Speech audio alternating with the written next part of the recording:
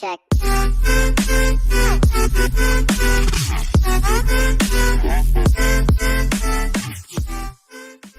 What's up everyone, it's AAA, and today on Game Off we are branching off a little bit to not just greatest game of all time, but this time around, greatest franchise. The greatest game series will continue, and we'll introduce the greatest developer, greatest character, so on, and it'll circulate. But yeah, today's episode is a franchise edition. Here's what we're gonna do. I realized that it might help to have actual solid numbers attached to what I talk about, so let's get into the scoring system first of all. Story is going to be worth 15 points overall, 10 for actual plot, and 5 for characters and voice acting if a certain game does not even attempt to have a story, or purposefully makes it a back burner, but that's done because, not because the story is shit, but because in some games the story doesn't really matter, then this section will be absolutely void.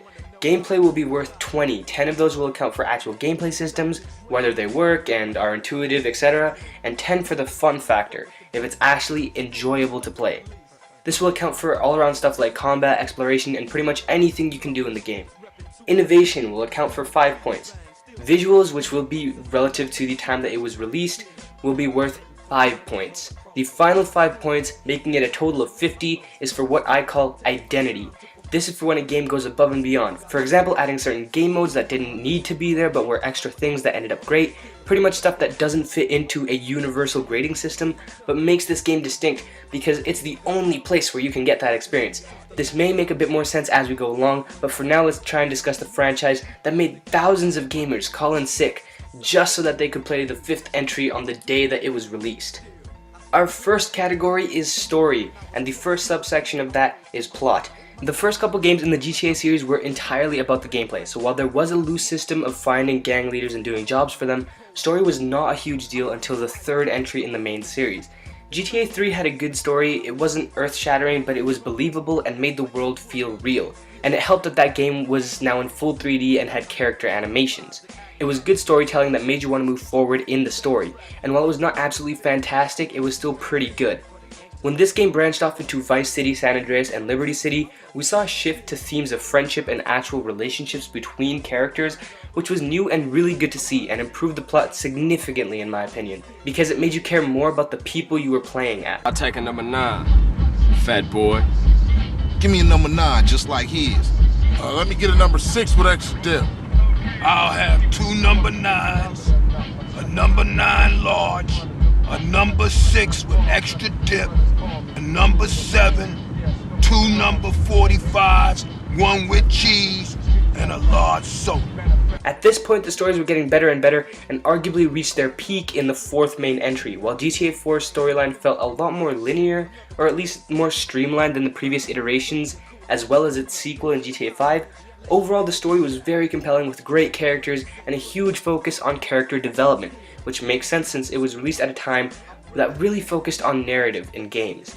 Admittedly, the more streamlined aspect felt un-GTA-like, but it offered up a much better storytelling experience with a lot more moving parts and intrigue that just made it an all-around, non-stop thrill ride. GTA 5 had a very interesting take on its storytelling, with 3 main characters that were all playable. These characters all have their own storylines that intertwine very cleverly, making you feel like everything is natural and open, while also not seeming like everything you do is out of place if you decide to tackle things in different orders. It's just really smartly done, and every character feels distinct. The plot is satirical in nature and interesting, with lots of details just like its predecessor, and it takes a lot of turns throughout. The writing is also cool because it's so generic, but that's on purpose so as to act satirical about what it speaks about. It's very self-aware, and the whole story here is dealt with in a really smart way. But I have to admit, some parts in these games in terms of story can be really slow, involving very boring gameplay that is overextended for whatever reason. And those 4 slow moments are really bad for the story pacing. I'm talking about times where you're kind of tailing someone for like 20 minutes it feels like, and then another segment comes right after that. I know there's at least one part in GTA 5 that does this, where it's just, and the next segment is again you're tailing someone for the same amount of time, and it just gets really boring and it's really bad for the pacing. Overall, my grading for the plot is an 8.5 out of 10. While the first few games didn't really need a plot, that wasn't the point of the game, those can be forgiven. But although 4 and 5 had fantastic stories, a couple other entries, including the expansions, had stories that were good, but not quite on the same level. And besides that, some parts are irritatingly slow for no reason. In terms of characters and voice acting, once again, the first two entries are kind of a wash, so we'll look past those. The fourth and fifth stand out, again with great characters and amazing character development. Especially the fifth game is very well acted, and the voice actors managed to convey both the over-the-top and realistic aspects of the characters very well. And besides those two games, the voice acting is pretty good, but not quite as amazing, and GTA 3's protagonist is completely silent. So again, there's a small nick of 0.5 points here, giving it 4.5 out of 5, and the total for story being 13 out of 15. And for a franchise that's known mainly for stuff outside of story, this is actually a more than respectable score. The later entries give a significant boost, but as a whole, the series I do not think is a perfect 15, and I think most people will probably agree with that. Our biggest category here is gameplay, and its first subcategory is actual gameplay mechanics. The two biggest mechanics in GTA are driving and shooting. And the one of those that the series got right off the bat was driving. Driving was the biggest part of the games when they started off, and is still to this day a heavy thing that they emphasize. And throughout it all, driving has been first class, which makes a lot of sense. It gave a lot of sense of freedom and addictiveness, and it slowly perfected the driving to the point where I enjoy it more than most of the racing games I've played, even though I'm absolutely awful at it. Even down to the element of hitting a dude's head on the steering wheel and throwing him out is endless fun, and that aspect of the game is great. Gunplay has seen a bit more of a rocky road, at least until the fourth game. Combat wasn't as satisfying and responsive as it could have been, even compared to other games being put out at the time. It wasn't really bad, but it wasn't too great either. If I were to split the 10 points of this category in half, one for driving and the other for gunplay, it would probably land a 5 and a 4 respectively, with the newer games really bringing up the gunplay, so that's a 9 out of 10 in total. But then it goes and makes really crappy controls for some of the non-car aspects of the game, and I'd be willing to overlook that if it was just a side thing, but oftentimes it can be huge parts in the story, and the helicopter or submarine parts are always my least favorite parts to play, so I gotta dock another point there. These are terrible moments. I mean, I'm not sure if it's just on console, I'm not sure how bad it is on PC, but the flying mechanics make me want to shoot myself in the face.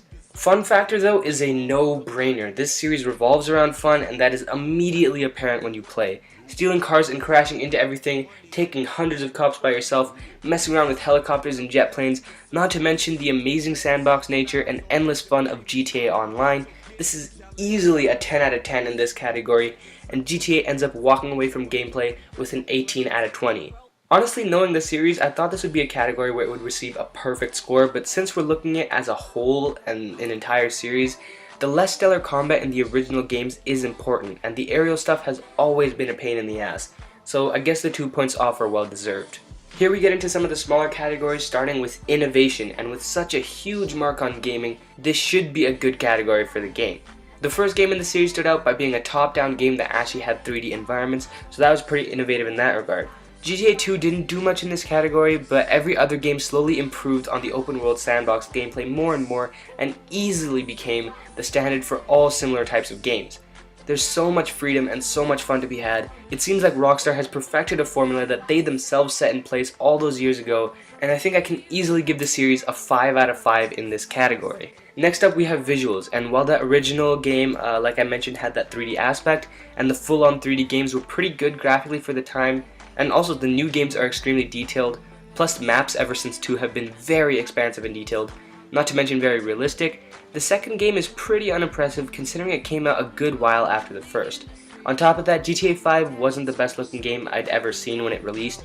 I mean, Crysis and The Last of Us released the same year and they looked way more impressive graphically, but still, this game was an open world and so detailed that it kinda makes up for that in other ways.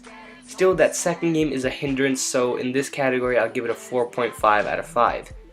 And finally we have the identity category. Pretty much if a game has nothing entirely unique, it won't gain any points here. And the max amount of points it can have out of the 50 is 45. So this section can be pretty important to decide between close calls.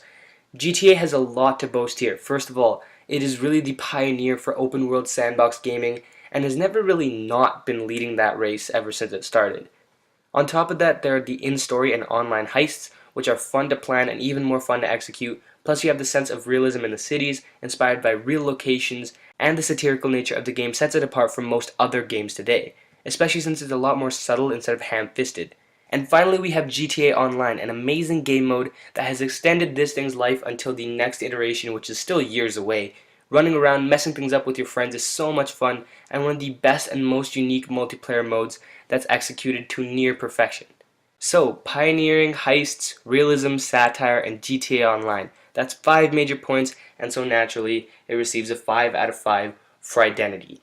And now it's time to sum it all up and see what the benchmark is going to be for all franchises in the Game Off series. Everything combined gives GTA as a series a mind-blowing 45.5 out of 50. It's a little inconsistent, especially its second entry, and some small aspects are less than perfect even in the newer games, but overall this is a benchmark franchise that is beloved by so many and puts Rockstar in the conversation for best developer just for this series and the Red Dead Redemption game. It's iconic and in some ways infamous, with some people pointing the finger at it and claiming it induces violence in children, but aside from that controversy, this series is just simply an incredible franchise that has stood the test of time very well, and it's a high standard to start off with. 45.5 out of 50 might not sound like a whole ton to you guys, but with the nitpicky nature of some of this stuff, and the fact that a lot of franchises have low moments, and this one didn't have any major ones, 45.5 out of 50 is looking to be one of the top ones that we'll ever look at. We'll see next time if our next competitor can light a candle to this series, but before that we're returning to the single player variety of Game Off, and that's next week with Final Fantasy VII, so look forward to that, and until next time, this has been AAA, signing off.